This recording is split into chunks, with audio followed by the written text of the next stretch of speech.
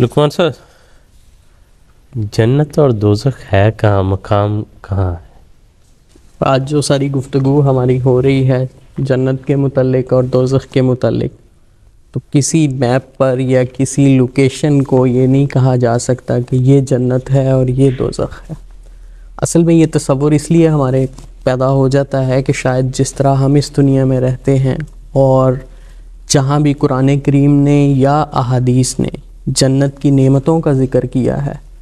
تو اسی قسم کے جو میوہ جات اور پھل اور نہریں اور باغات ہم اس دنیا میں اپنی آنکھ سے دیکھتے ہیں، فزیکلی وہ ہمارے سامنے موجود ہیں، تو ہمارا تصور اس بات کی طرف جاتا ہے کہ شاید وہاں بھی کوئی اسی قسم کی ایک جگہ ہے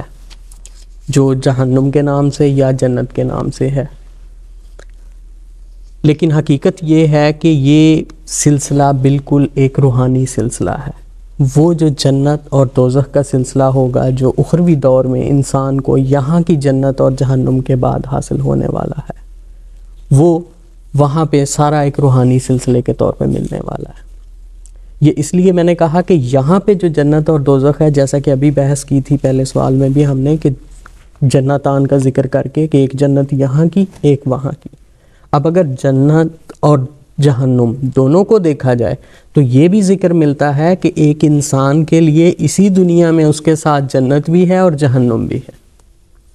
گویا انسان جو اس دارالعمل میں اعمال بجا لا رہا ہے، اگر تو وہ اعمال صالحہ ہے اور ایمان کا پھل، ایمان کی طاقت اسے حاصل ہے، تو وہ اس دنیا میں جنت میں ہے۔ لیکن اگر وہ اس کے اگینسٹ ہے، اعمال سیئہ بجا لا رہا ہے، تو وہ جہنم میں ہے۔ گویا ہر انسان اس دنیا میں بھی رہتے ہوئے جنت اور جہنم کو اپنے ساتھ لے کے چل رہا ہے۔ اب اگر یہ دیکھا جائے، اب جیسا کہ ظہیر صاحب نے بھی وہ جہنم کی بھی وضاحت میں یہ بیان کیا تھا کہ وہ ایک دارالشفا کے طور پر ہوگی، جہاں پہ وہ جو گناہگار ہیں کچھ دیر کے لیے جائیں گے اور اس کے بعد واپس۔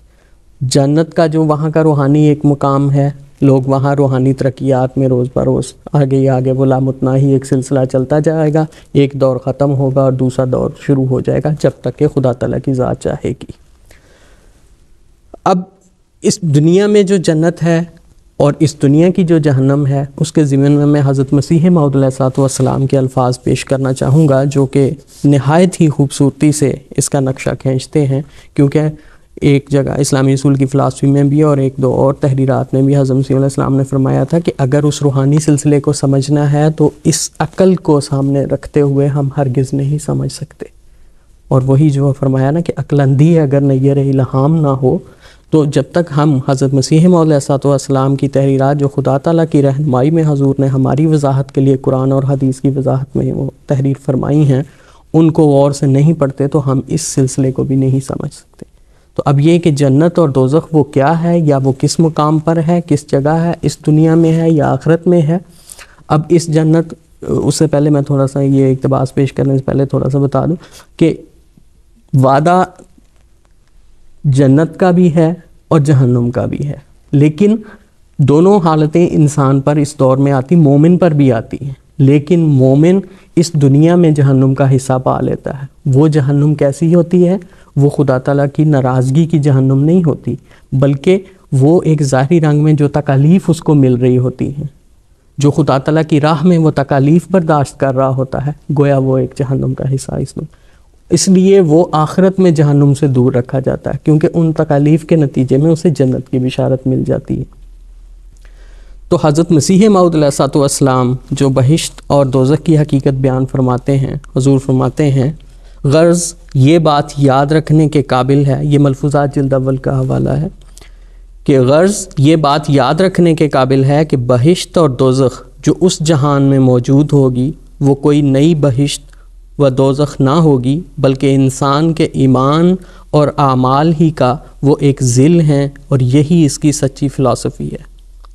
پھر حضور فرماتے ہیں، مومن کے لیے ہر حال میں اسی دنیا میں بہشت موجود ہوتا ہے، اسی عالم کا بہشت موجود دوسرے عالم میں اس کے لیے بہشت موعود کا حکم رکھتا ہے۔